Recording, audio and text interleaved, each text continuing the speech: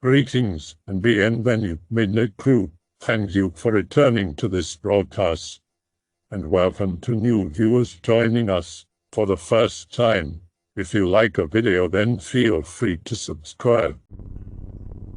Over the past few months, I have had a lot of time to sit and think about fishing and have talked to a lot of people about fishing. One thing that has come up from time to time from people all over the coast that I talk to is some of the paranormal things people have seen while out in the surf.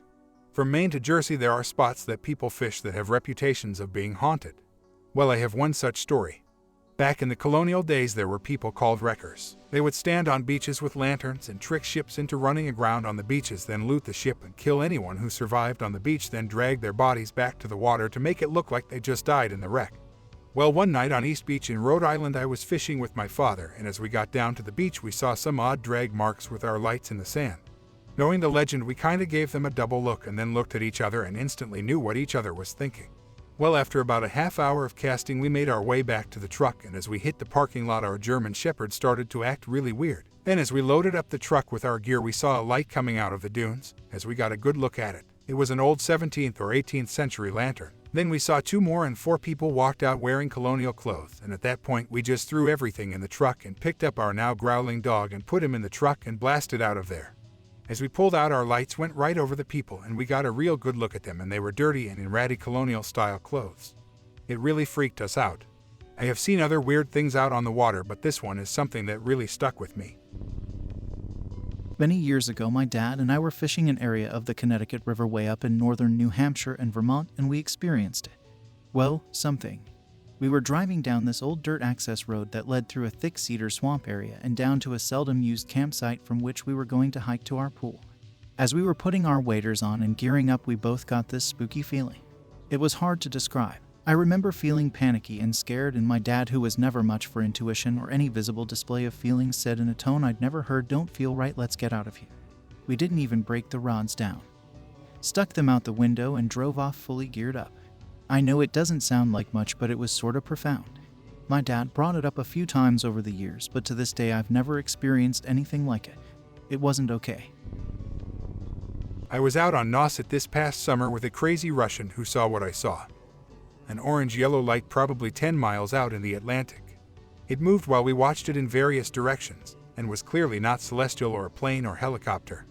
It was truly the most bizarre thing I've ever seen. It moved slowly southbound, barely fast enough to notice movement, then would zip a short distance. Perhaps move backward, forward. We got in the truck and left. I watched it fall behind us for a few minutes as the Russian drove off the beach, but just as we were exiting, he pointed at it once again right alongside us. It was one of those things you have got to see to understand. If anyone told me this story, I'd offer up a million explanations, but trust us, there was none. It's amazing what you think you are seeing in the dark. Back in the late 70s or so, I was on Nauset after dark talking with an older gent parked near me when a car passed us and stopped about 500 or 600 feet beyond. He must have been a newbie because he drove with his lights on, and when he stopped and opened his door, his inside lights came on.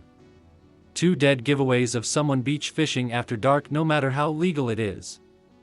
Well, let me tell you, the next thing we saw was a Coleman lantern being lit, and lo and behold, the darn lantern started heading toward the water, but the lantern was hopping. Well, my older friend took one look and said, "What the heck do we have, a jackrabbit fishing with us?" Yes, it was kind of funny seeing a lantern moving as if it was hopping. Next morning we met Ernie. It seems Ernie had one leg and used crutches to get to the water, hence the hopping motion. Ernie spent a few seasons fishing the beach. I remember seeing him in the bay fishing in cold spring water with no waders for his one leg. I guess the point I'm trying to make is that things really as they seem in the dark. I hope no one thinks I'm trying to make fun of Ernie. I have the ability to levitate, it's true. Time July 2004, place Red Canyon, Utah. It is going to be a long winter, so fire up Google Earth and transport yourself to here. That's camp and our starting point. At the time, prior to retirement, I was a paleontologist at Harvard, and we were looking for fossils in the Chinle Formation, a time period about 215 million years ago.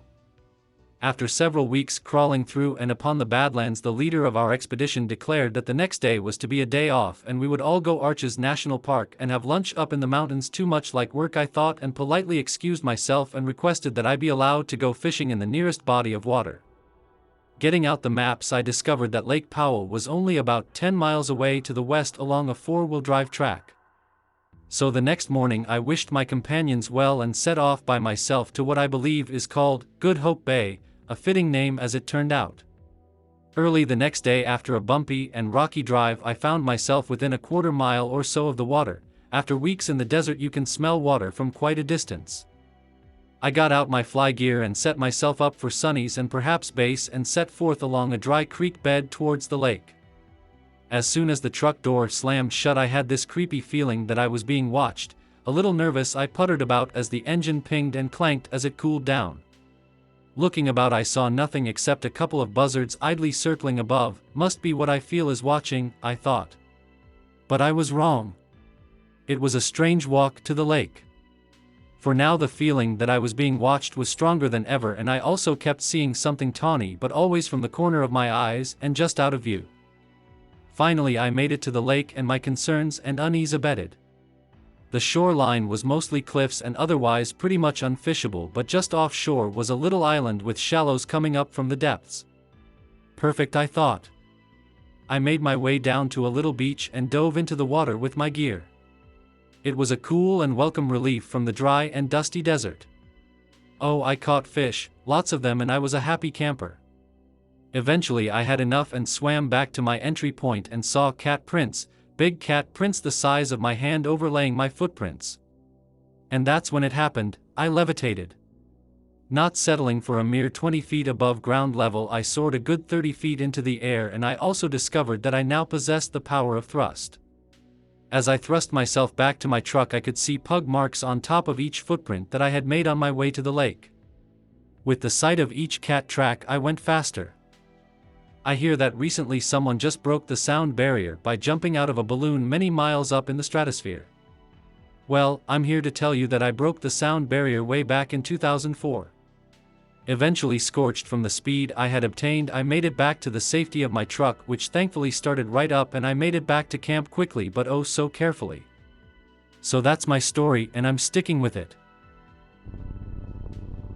Me and my buddy were fishing at a certain fort in Jamestown, Rhode Island, one night soaking bait. At one point my buddy decided to walk to the boat dock about 50 yards away. The whole walk there he said he felt someone from behind and heard footsteps. Nothing but gravel rocks there. This whole time he thought I was walking with him, but as he turned around he saw that I never left my spot. He said it creeped him out pretty bad that he has never gone back there with me to that spot again. Also, he didn't tell me this happened to him till a week after. Now flash forward to next summer, I decided to fish this spot again, but by myself. At this point I completely forgot what happened to him. I got to the dock and unload everything and started to soak some bait. It was a clear moonless night with no wind or breeze. Half hour into watching my rod, I started to smell perfume around me. I thought it was pretty weird since I was the only one there. I looked around and no one but me was there. The smell kept getting stronger and stronger. So I walked about 10 feet to my right and the smell was gone. Then I walked back to where I was and the perfume smell was still there, stronger than ever. To the point my nose started to burn. At that point I said out loud, "Where the hell is this smell coming from?" Soon after I said that the smell was gone. That's when I packed up and left. I have never been back there since then. It was 2 years ago. I had a similar experience, but not as creepy. I was fishing in a small boat in the Neponset Reservoir with my father. He wanted to bring me out because we had just left the hospital where my grandfather, who I was very close with, was dying. We were out in the middle of the lake catching some bass and some long toothy creatures when all of a sudden we got a whiff of this aftershave. It is really strong. My father smelled it too. It stayed with us for a long while, then it left. When we got home later on that afternoon, we got the news that he had died a few hours earlier. My father told me that when he smelled the aftershave he looked at his watch. because that smell was the aftershave that my grandfather used to use. It was very unique, and when he got word when he actually passed, he realized that when we smelled the aftershave, it was only minutes after he had died. I was fishing on a really cloudy, gloomy Sunday night on a jetty in Long Branch, New Jersey about 10 or 12 years ago. It was late in the fall and kind of cold. There may have been a cold mist as well. As I was leaving the jetty to go home, there was a slim young teenage girl standing on the sand right where the jetty met the beach. Her skin was pale and she looked like one of those goth types. Think of a prettier Abby from NCIS looking girl but younger. She had dark brown hair and dark eyes. She was dressed in a white dress. Although it was cold, I had a sweatshirt and wet weather jacket on. The girl didn't have a coat or sweater on and she looked comfortable. I'd never seen her around before, and at that time the area was deserted and all the buildings were boarded up. No one except a slightly crazy surf fisherman would be down there at that time of the night, much less in the daytime. She seemed lost but didn't act like she was afraid of anything. She sweetly asked me if I had caught anything and I told her no, I hadn't. I figured she must have been down there with friends. That happens quite often, but I didn't see anyone as I walked home. I should add that I'd noticed her standing there for some time before I quit fishing. She was, in fact, a ghost or spirit. I've seen a couple of others down there too, but they've never bothered me. In 2002 I spent a week hiking around Kilnary National Park in Ireland. It is a haunting place. One of the last remaining oak and yew forests in all of Europe. There are two others in Denmark. Covers Park of the Park. I cycled out there one day for a hike. Before I must state that I am a scientist and often painfully rational. During the preceding days and weeks I had not read anything that would make me think of spirits or such. Since my 9th birthday I have wandered around in the woods by myself and never felt anything like this. Even though it was January, every surface was bright green, moss covered the trees, along with ferns and mistletoe. 3 different deer species live there and I spooked them constantly. They were beautiful and felt welcoming. Huge holly trees with very shiny leaves added to the mysterious atmosphere. I was wandering with only a simple map and eventually I came to a very narrow gorge with cascading falls. As soon as I saw it I felt as if there were 1,000 eyes upon me. Somehow I knew I did not want to be there. Maybe I was unwelcome or that something was there that I did not want to encounter. Ireland is covered with places of battle, worship and sacrifice dating back 5,000 years. Something dark happened there, ancient, bloody, awful. It was as if I was feeling an echo of it. I have never had the nerve to research that location and simply writing this makes the ample hair on my neck stand up. Deep inside an urge became overwhelming, the urge to run, to get away from whatever was in that gorge.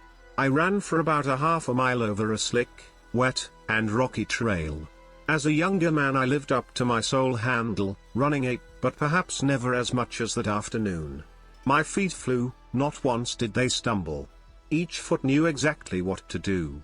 When I was back near where I left the bike I felt fine again. Yet I was very certain I did not want to go near the gorge again. Deer that I spooked were again welcoming. For the rest of the week I hiked a bunch of others locations and never felt anything like that. I hope I never do it again. I remember fishing across from Chatham Light on the bay side before all the breaks in the outer bar. So I wade out as deep as I can with waders and then come upon a bar that I can climb up on. Well, the tides are coming so I'm not going back without a swim and then the fog starts making up.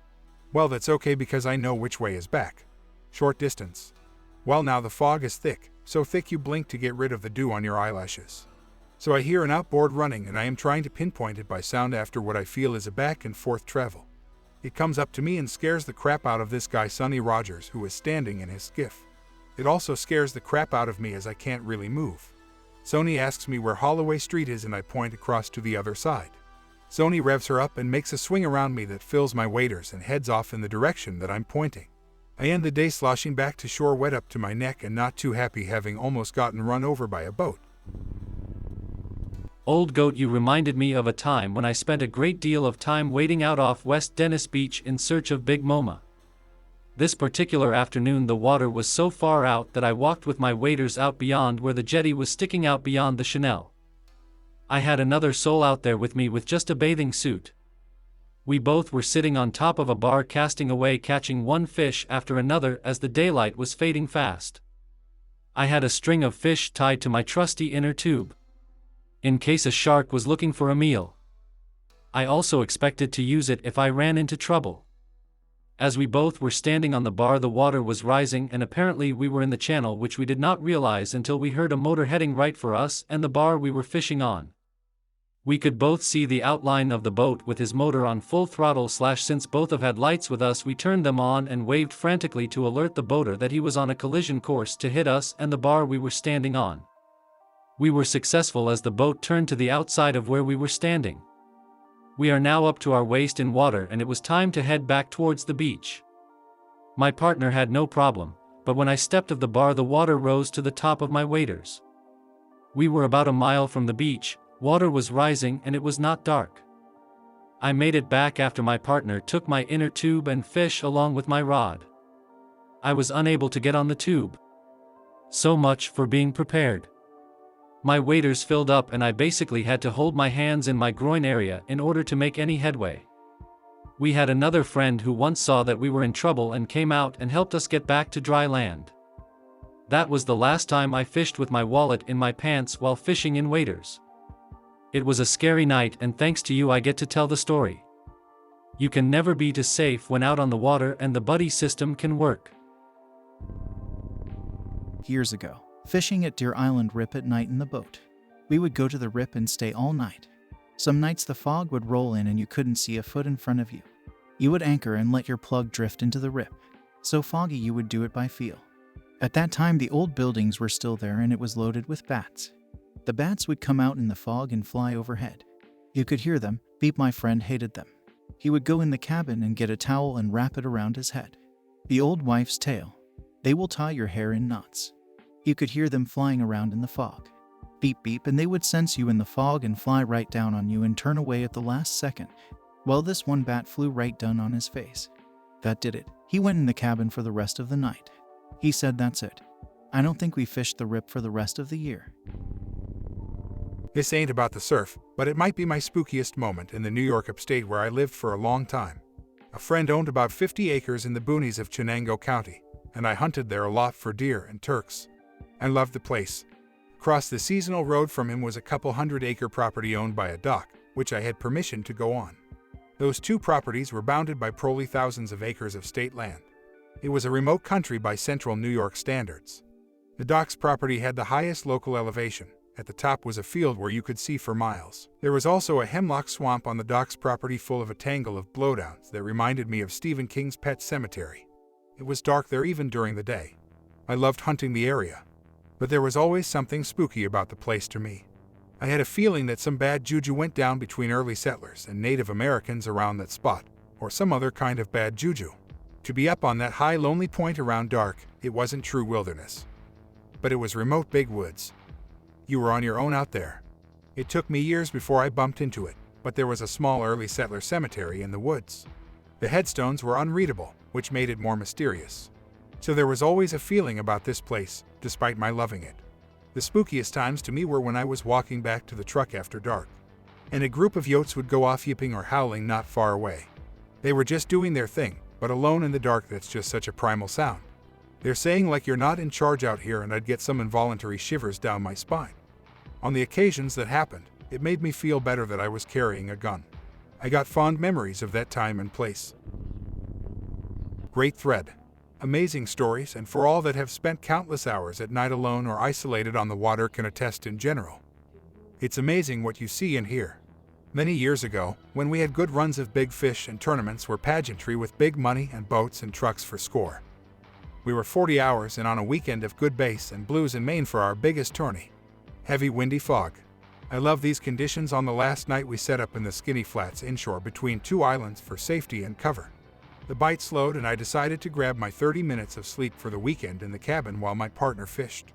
At some point, rustling out back and shuffling on deck woke me up.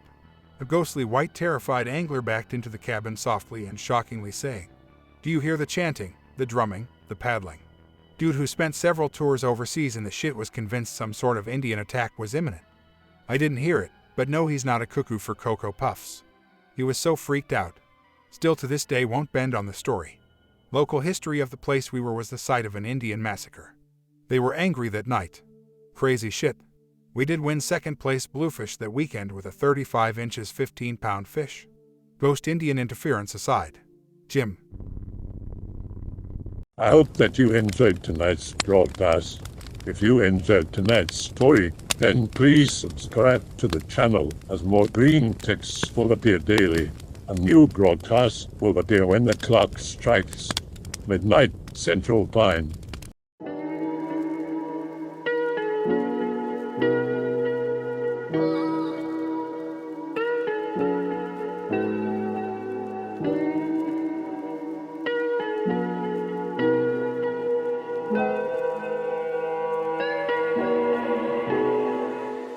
Remember to check out the Odyssey page in the description for a second archive of the channel's videos.